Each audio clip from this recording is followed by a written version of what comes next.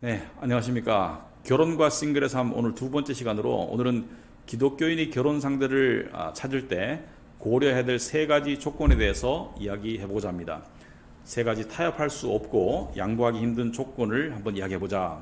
지난 시간에 저희는 결혼은 선택인가 필수인가, 해야 되는가, 반드시 해야 되는가, 아니면 안 할 수 있는가, 성경적으로 봤을 때, 그래서 성경적으로 봤을 때 정답은 결혼은 선택이다. 그래서 결혼을 안 하고 복신으로 사는 것도 가능한 선택지라는 것을 살펴보았었습니다. 자, 그럼에도 불구하고 적당한 짝만 만날 수 있으면 결혼할 텐데 아직 짝을 만나지 못한 남녀들이 상당히 많습니다. 교회 안에. 아주 어떤 경우에는 간혹 가다 보면은 외모나 능력을 너무 따져가지고 너무 까다로워가지고 결혼을 못하는 경우도 있는데, 그렇다고 해가지고 조건 없는 결혼, 기준이 없는 결혼 상대 찾기, 이것은 불가능합니다. 그리고 성경적이지도 않습니다.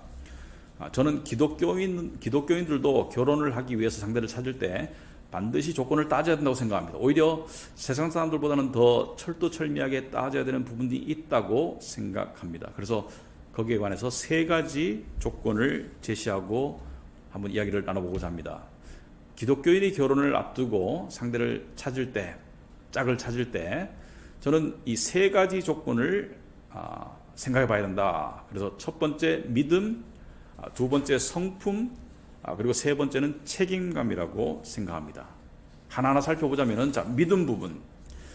자, 요즘 교회 안에서 짝을 찾기가 힘들다 보니까 기독교인이 비기독교인과 결혼하는 것을 허용하는 듯한 그런 분위기가 되는 경우들도 간혹 있는데, 결론부터 말씀을 드리자면 성경적으로 봤을 때 기독교인은 기독교인을 만나서 결혼을 해야 합니다.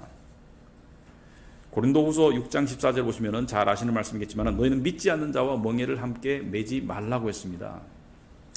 물론 믿지 않는 자와 사귀지 말라, 친분 관계를 맺지 말라, 이런 것은 아니고요. 여기서 멍에를 맨다는 것은 운명 공동체가 되지 말라는 것이죠. 예를 들어서 정말 비밀을 공유하는 비즈니스 동업 파트너라든지, 또 그보다 더 심한 결혼 관계는 믿는 자가 믿는 자와 결혼을 해야 된다. 결합을 맺어야 된다.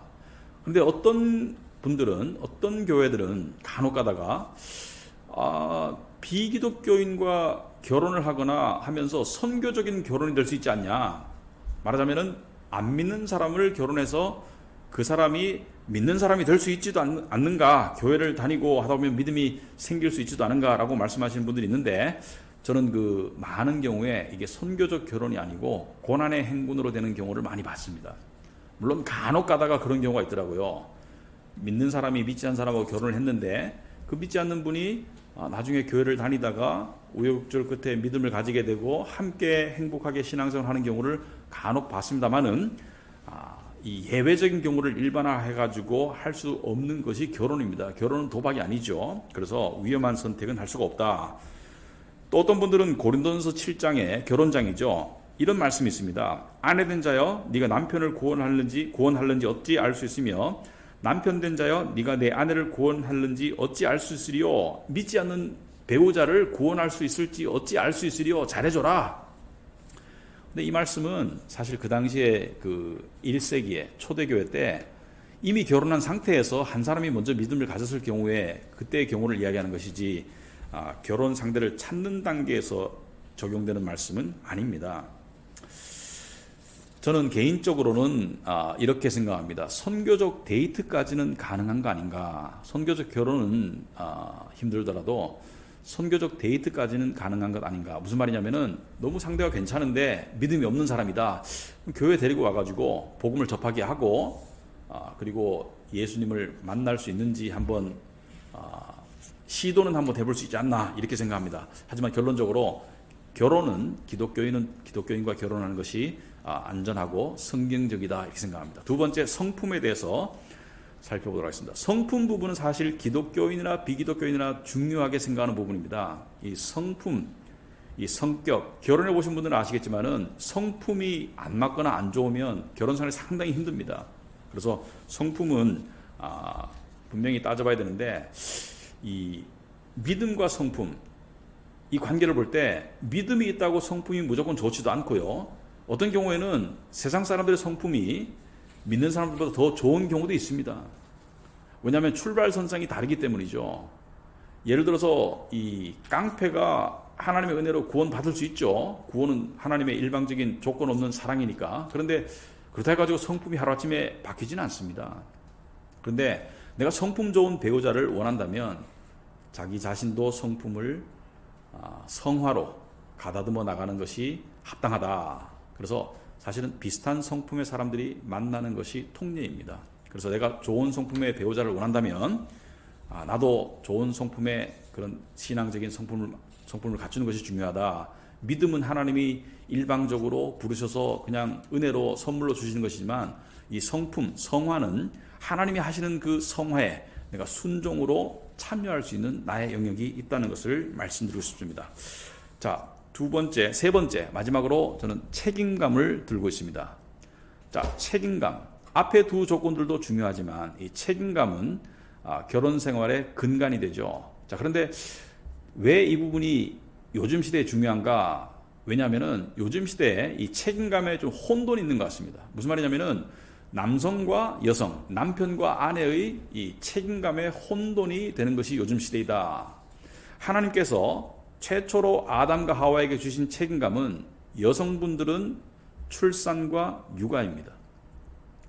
물론 남자가 육아를 도와줄 수는 있습니다. 남성분들은 일과 또 생계입니다. 물론 여성분들이 보조 역할을 할 수가 있습니다. 그런데 문제는 요즘에 많은 결혼 관계에서 보면은 여성분들이 커리어를 가지고 일을 하는 것을 필수 조건으로 삼는 그런 남자들이 있어서 문제가 된다는 것이죠. 여성분들이 일을 할 수 있습니다. 원하면.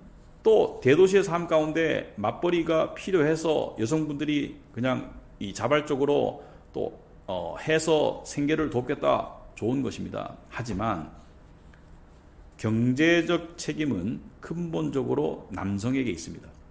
그런데 결혼 상대를 찾는 단계에서 나는 맞벌이가 가능한 여성만을 찾습니다. 저는 이런 남성은 성경적으로, 남성적으로 분명히 문제가 있다고 생각합니다. 물론 아내가 일하기를 원해서 그것을 도와주고 또 고맙게 생각하는 남편은 좋지만 여성도 무조건 돈을 벌어야 된다. 맞벌이를 해야 된다. 이렇게 주장하는 남성은 성경적으로 합당하지 않습니다. 여성분들이 육아와 또 살림에 전념하는 것도 하나님 보시기에 합당한 삶의 모습입니다. 그래서 저는 이 세 가지가 중요하다.